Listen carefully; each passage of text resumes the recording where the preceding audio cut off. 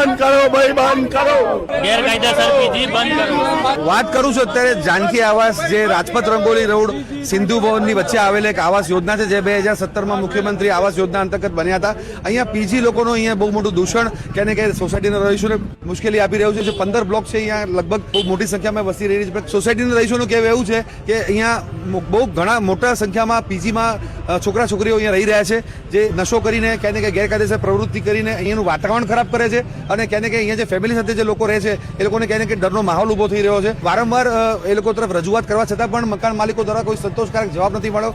Bodeli police station ખાતે પણ આ વિશે રજૂઆત કરવામાં આવી છે અને કે આ વિશે વધુ માહિતી પોલીસ દ્વારા પણ એકત્રિત કરવામાં આવી છે। ત્રાસી ગયા છીએ અહીંયા પબ્લિક થી, બેચલર થી, જે એકલા માણસો રહે છે, એકલી છોકરીઓ ભલે રહેતો તમને શું વાંધો છે? અમને વાંધો સાહેબ અમારી પ્રકૃતિથી છે। અહીંયા નાના નાના કપડા પહેરીને જેમ તેમ રખડા નશાની હાલતમાં કોઈ બી છોકરાઓ જે પી જાય ગાળો બોલા તો સાહેબ કોઈ સહન શક્તિ હવે બધી હદ પાર થઈ ગઈ છે। અમારી બેન દીકરીઓ અહીંયા સેફ નથી। અમારી મકાન માલિક તો કોઈ અહીંયા જોવા બી નથી આવતું સાહેબ। વાહિયાત લોકોને આપીને અમારા માથે નાખી દીધા છે। લોકોએ ઇન્વેસ્ટમેન્ટ માટે જ રાખેલું છે અને અહીંયા કોઈ પણ જાતનું ન્યુસન્સ થાય તો એની જવાબદારી બી લેવા માટે મકાન માલિક પોતે હાજર રહેતા નથી। એ ભાઈ હતા બહાર દેશના, બરોબર, અહીંયા રહેતા હતા પણ અહીંયા જે બી એમને કૃત્ય કર્યું બહુ ખરાબ કર્યું સાહેબ। દારૂ પી ગયા હતા, ડ્રગ્સ લીધો હશે, અહીંયા જે રીતે પબ્લિકને મારવા જાય, આમ તેમ દોડ બરાડા કરે, બૂમો પાડે, એની જાતનો બચકા ભરે, એવો તો એને નશો કર્યો હતો। એટલે સાહેબ અમે અમારી જાતને સેફ સમજતા નતા કે આ જો અહીંયા એની જાતના આવું કરતો હોય તો બીજું કોઈ છોકરું બોકરું તો આના આગળ મારી નાખા। હવે તો અમે અહીંયા આંદોલન કરીશું, આખું જાનકી મળીને હું કરતાલ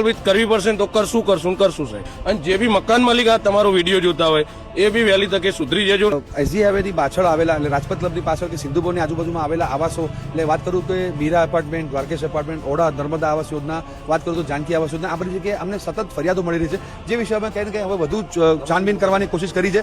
મૂળ મુદ્દે એવું છે કે જ્યારે આવાસો બને છે ત્યારે જે મકાન માલિકોને જે ફાળવવામાં આવે છે એમાં ખરેખર જરૂરિયાતમંદને આવા મકાનો ફાળવવામાં આવે છે કે એક બહુ મોટો પ્રશ્ન છે। એ લોકો કંઈક ને કંઈક જુગાડ કરીને કંઈ ને કંઈક કાયદાને તોડી મરોડીને આવા મકાનો મેળવી લેતા હોય છે અને પછી ભાડે ચડાઈ જતા હોય છે।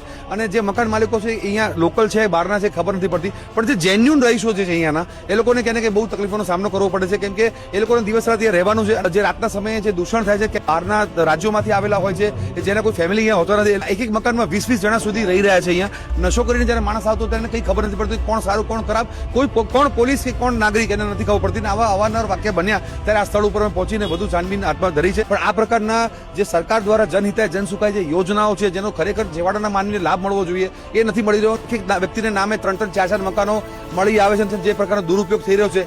નિલેશ ભટ્ટ, બોલબાઇટ ન્યૂઝ, અમદાવાદ।